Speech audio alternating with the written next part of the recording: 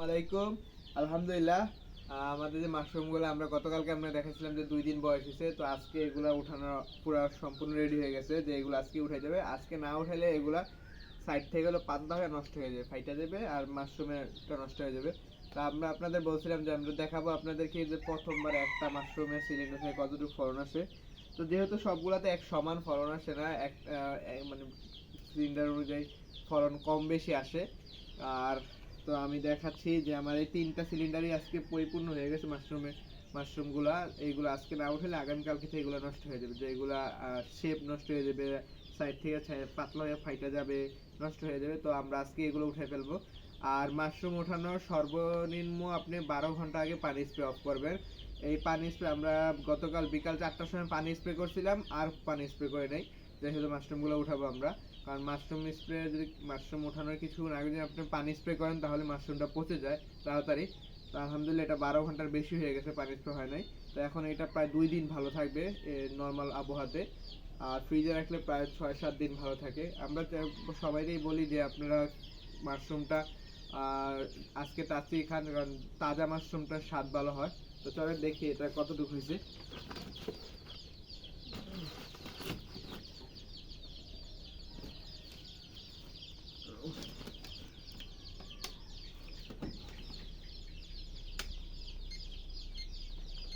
আমরা প্রথমে এই প্যাকেটটা দেখি।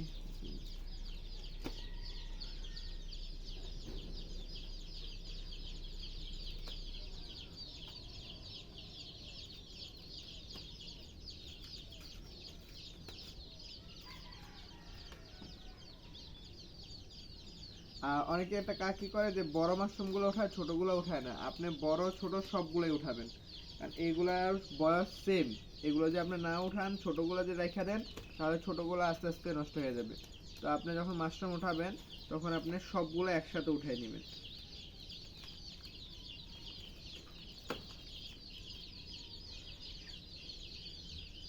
এই প্যাকেটটাতে প্রায় 210 গ্রাম হয়েছে।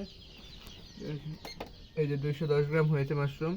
17 গ্রাম, 10 গ্রাম, হ্যাঁ 211 গ্রামের মতো হয়েছে। তো আলহামদুলিল্লাহ ভালোই হয়েছে। মানে 250 গ্রাম প্রতিবারে, এটাতে প্রায় আল্লাহ দেয় তাহলে প্রায় 700 থেকে 800 গ্রাম মাশরুম আসবে 3বারে।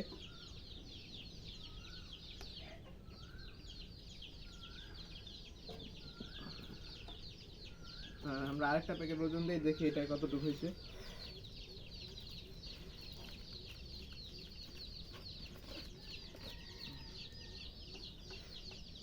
এটা একটু মনে হয় সম্ভবত বেশি হয়েছে এটাতে, মানে এটার ফুলটা অনেক বড় বড় হয়েছে, এটার ফুল যেগুলো হয়েছে।